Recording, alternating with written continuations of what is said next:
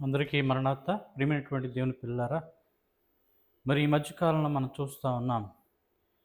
మరి విపరీతమైనటువంటి పాపము పెరిగిపోవడం వలన మనిషి యొక్క జీవితము రోజు రోజుకి మరి శరీర రీతిగా హ్యుమానిటీ కూడా, మానవత్వం కూడా మరి మంట కలిసిపోతున్నటువంటి రోజులు మనం చూస్తూ ఉన్నాం.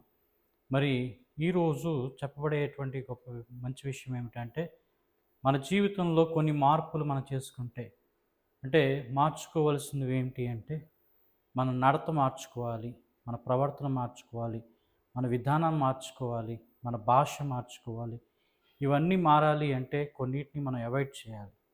కనుక అందులో మొట్టమొదటిది ఏంటంటే సినిమా.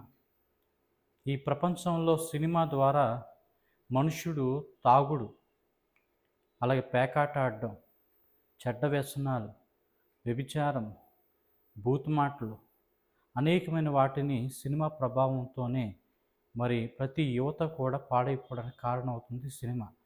కనుక ఈ సినిమాని మనం చూడడం మానేస్తే మనం చాలా వరకు మన జీవితాన్ని మనం నిలబెట్టుకున్న వారం అవుతాం. ఒకటి సినిమా మానేయాలి, రెండోది మొబైల్ ఫోన్లో సోషల్ మీడియాలో మంచి కథనాలను మాత్రం వీక్షించండి, చెడును విసర్జించండి. మన బ్రెయిన్లో ఉంటుంది ప్రతిదీ మంచే చూడాలి, కానీ చెడే ఎక్కువ చూస్తాను. కనుక ఏదైతే మనని మానసికంగాను, శారీరకంగాను, ఆత్మీయంగాను దిగజారుస్తుందో దానికి దూరంగా ఉండే ప్రయత్నం చేస్తే మనం బాగుపడతాం. కనుక ప్రియమైన దేవుని పిల్లారా, మరి ఈ మాటలు ప్రేమతో ప్రేమపూర్వకంగా అంగీకరించండి.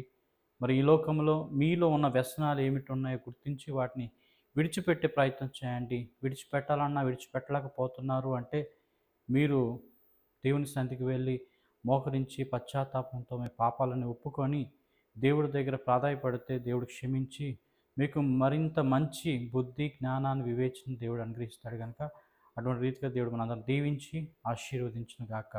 అందరికీ మరణాత.